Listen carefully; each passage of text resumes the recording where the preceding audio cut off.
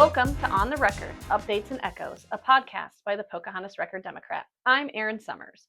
We're sponsored this month by Tees and Field Co. out of Pomeroy. Thank you again for your support of our show. The Pocahontas Area Community School Board will allow some 8th grade students to play up, that is, play high school sports, if coaches, school officials, and parents are all on the same page about it. Students will be invited to participate. There was some discussion at the school board meeting about it. You can read more about that and the concerns that school board members had before they approved the policy. That article will be in the Lorenz Sun and the Record-Democrat. The November general election will be here before we know it. The Pocahontas County Auditor's Office wants you to know that you can start requesting your absentee ballots on August 25th. Learn more in all 3 of our papers this week. One of my kids' favorite summer activities, although the older 2 are starting to age out of it a little bit, is coming to the Rialto for the free kids movies. My 3 boys, who came to several of the shows, were some of the 1,250 people who came through the door at the Rialto this summer for the 10 free kids movies that showed there. You can read more about that successful run in the Record-Democrat this week. A Fonda teenager has wrapped up a project to create a website honoring service members from her hometown who died during World War II. Read more and get the link to the website that she created in this week's journal and on our website. The princess statue in Pocahontas is an icon, and she turned 70 this year. Read a little bit more about her history in this week's Record-Democrat. It's almost time for one of my favorite Pocahontas County events of the year. The 42nd annual Wiegert Fall Fest is August 30th. We've got all the details in all 3 papers this week. You'll find a few crime stories in this week's papers. One of the more interesting ones was a story about a car theft that happened back in December in Pocahontas County, but near Albert City. A sheriff's deputy took the initial report and then eventually received a phone call from the Fort Dodge Police Department when the Fort Dodge officers found that missing SUV there. Investigators used DNA from a can left in the SUV to find their suspect. DNA doesn't pop up in many cases around here, so I thought it was all really fascinating. You can find that story in the Record-Democrat. We also have stories about a Lorenz man charged with assault and a former co-op employee who was charged with theft after he allegedly kept some tools he bought with a company credit card. There were still no sports in the past week to report on, but just remember, school starts next week and sports will be in full swing soon. Up next is the Echoes part of the show. Welcome to the Echoes part of the show. I'm Erin Summers. With me is Sandy Rutherford. I don't remember exactly how I came across this, but I will say I do think 1905 was just like peak newspaper in Pocahontas County, because how many of these have we gone to the 1905 papers? Oh, it's been a lot. Yeah. They're amazing. They're amazing. And this started with an article that I found first actually in the Pocahontas County Sun, which is the Lorenz paper. And the headline was, Schoolhouse is struck by bolt. Teachers and pupils near Fonda have narrow escape. They are badly shocked. I think that was pun not intended. Bricks from chimney fill the teacher's chair, rendered unconscious with a number of her pupils. Several are badly burned. And it was pretty short, but I'm going to read from that one first just because that's the one I found first. It says, during the severe storms, Fonda, April 22nd. During the severe storms on Thursday afternoon, lightning struck the schoolhouse in the Deal district 2 miles north of town. The lightning came in the chimney and followed the stovepipe down to the stove, demolishing the chimney, tearing a large hole in the roof of the schoolhouse, and otherwise demolishing the same. At the time the building was struck, Miss Anna Horner, the teacher, was seated at her desk with 2 of her pupils near her. They were all knocked down and fell in a heap. Other children in the schoolhouse were also knocked from their seats, and when the teacher finally regained consciousness, were still helpless. They all regained consciousness, however, and one of the largest boys had the presence of mind to put out the fire which had started as a result of the lightning.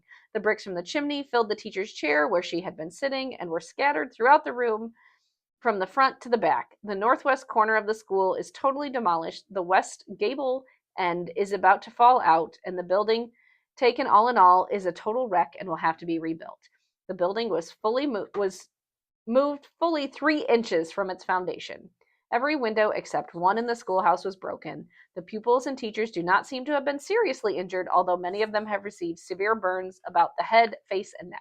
It is a great wonder to those who have viewed the wreck that no one was killed for the flying bricks, the powerful force of the lightning, and the condition in which the building now is leads one to believe that no life could be safe during the force of the electricity.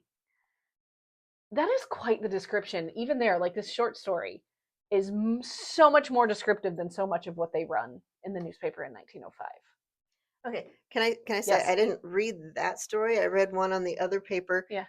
And this one sounds a lot worse. The other one was like, yeah, they were all right. There's a couple blisters.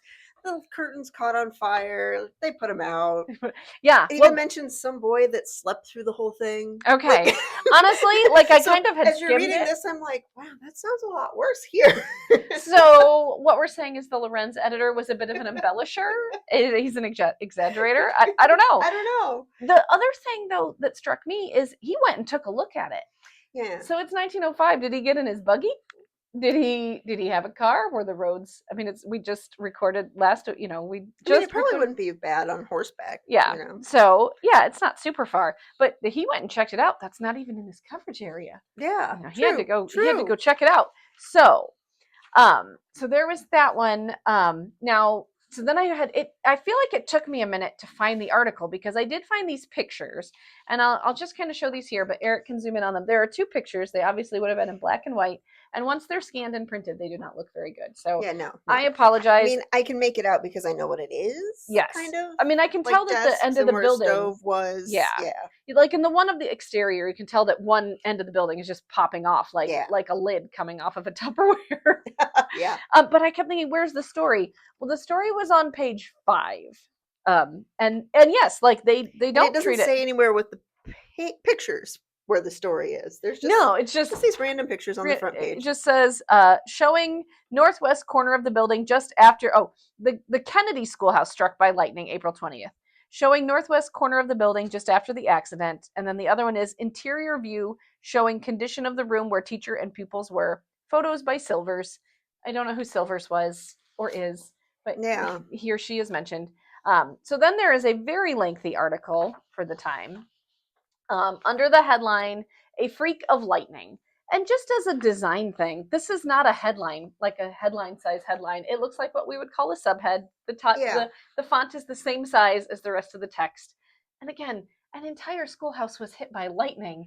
It's the same size as the obituary headline. Yeah, they didn't make anything any bigger, which I thought was funny. It's a choice. But he does have a lot of details. At 1:48 o'clock last Thursday afternoon, during the heavy rainstorm then in progress, a bolt of lightning struck the Kennedy schoolhouse, leaving subsequent beholders to believe that a full-grown cyclone had been toying with the structure. I mean, that's kind of an interesting way of putting it, but I mean, it did move off the foundation. It's true. The building was so badly wrecked that only those who have seen the damage could believe that lightning could cause such havoc and permit occupants of the room to escape unhurt.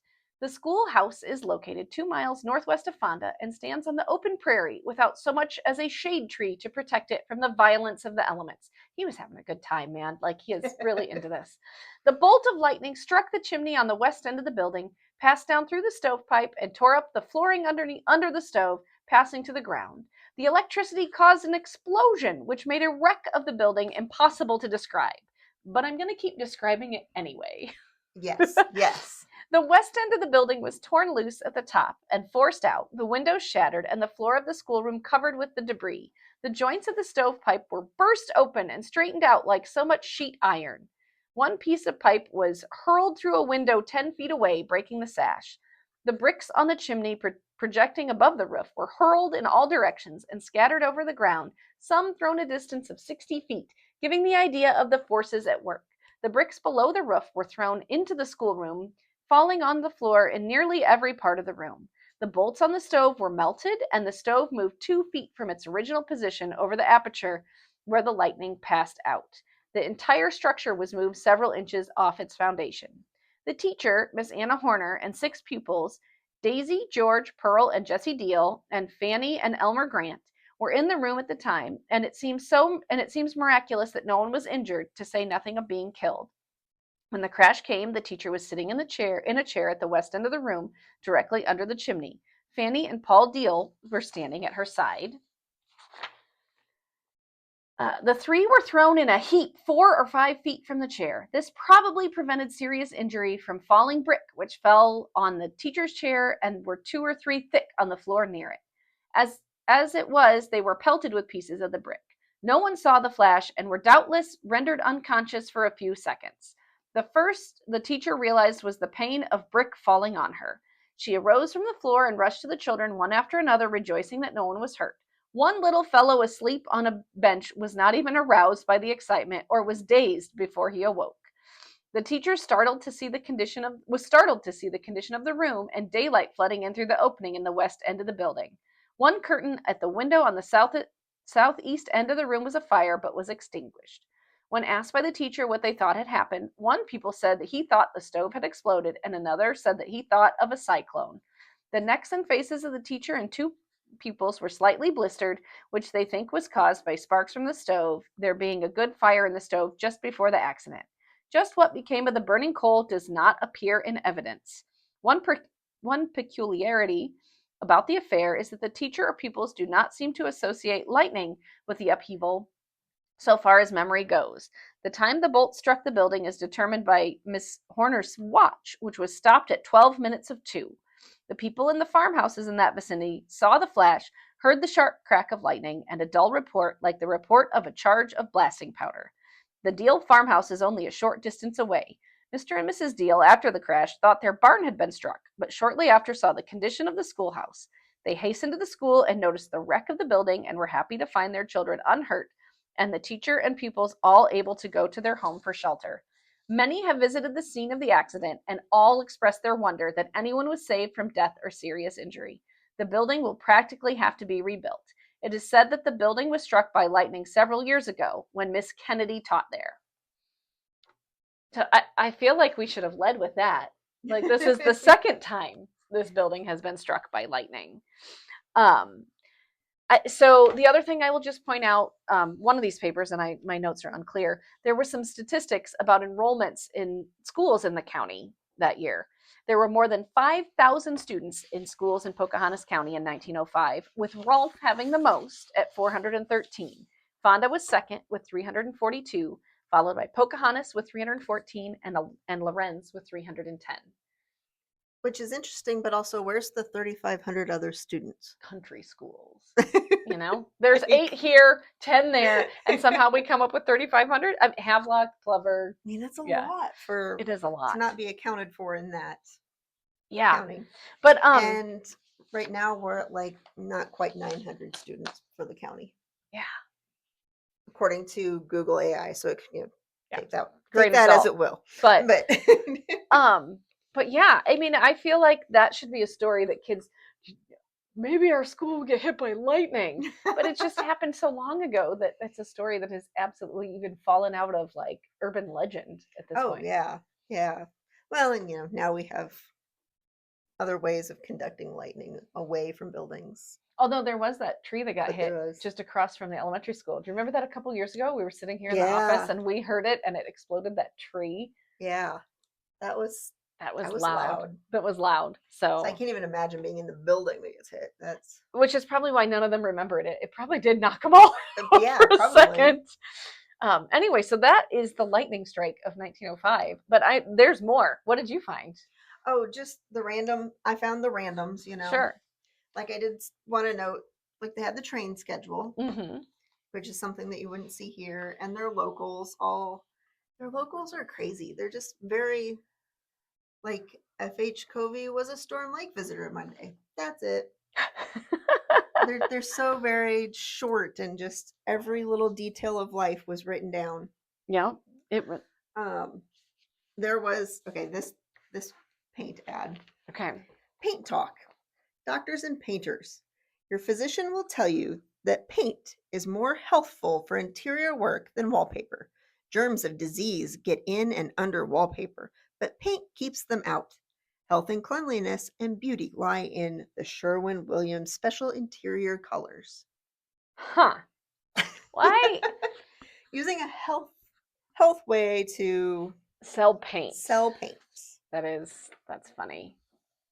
So, and then this one was just a fun little line that An Ohio murderer spent his last hours on Earth playing a guitar. He was probably anticipating his golden harp. Feels a little weird. Yes. If you're, gonna die because of murder, you're probably, in my opinion, maybe not. You're not getting the harp. It's true. So then there's this ad from Fonda Drug Company. 37 seconds, and that's all. And it says, we are going to consume 37 seconds talking about house-to-house wallpaper agents. And I'm not going to read it all, but I will tell you that when I read it in normal speed, it took me 48 seconds. Huh. You had to read it really fast to get it down under 37 seconds. That's cool. I'm glad you timed it. I'm weird and I timed it. I love that you timed it because I wonder, did people read faster because they read more? Yeah. Or are they just, or is this just like getting your attention because 37 seconds is a really random number? And I mean, I had read it like 5 times to be able to get through it because it's tiny and it's hard. Mm-hmm. Yeah. So to be able to read it fast was kind of, there is an ad here for new carpets that's got striking colors and it looks like a couple of Indians on it. So that was an interesting choice. Yeah. But then I found this tidbit from Pocahontas Democrat. A bill has been introduced in Wisconsin legislature imposing a fee of $10 on single men over the age of 30 years. If it becomes a law, it will affect 40,000 men living in that state who should be living in the state of matrimony. Most of the members of the Wisconsin legislature are married. I lost my spot there because it's small. Married men, and the chances are favorable for the passage of the bill. It would increase the revenue of the state $400,000. As the state has a large number of single ladies, there will be no difficulty for hundreds of men to escape paying the tax. A similar law would be a good thing in Iowa and would add a large sum to the revenue of the state. Right here in the town of Pocahontas, the revenue would amount to $150 a year. So they're calling out those 15 single guys in Pocahontas County.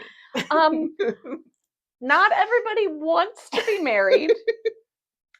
I have a lot of thoughts that maybe don't need to be aired right here, but wow is a good start. Well, and like you hear about people shaming the women for not being married, so it was kind of a fun little twist to shame the guy. Shame the guys. Yeah, that's funny. But that was wild to me. But yeah, I think those are the ones that ended with the best. That one was. Yep, that's good. I can't top that. That's funny. So many thoughts. Yes. Now I kind of need to go look it up and see if they ever passed it. Oh, that would be something, wouldn't it? Yeah. Yes. All right. Well, that's our episode for this week. Please remember to follow us on Facebook, YouTube, and on Spotify, and leave us a comment if there's something that you've liked, or if you think that single people should be fined $10 or the 2026 equivalent to raise some revenue. Yeah, like and subscribe. Like and subscribe. That's right. All right. We'll talk with you next week.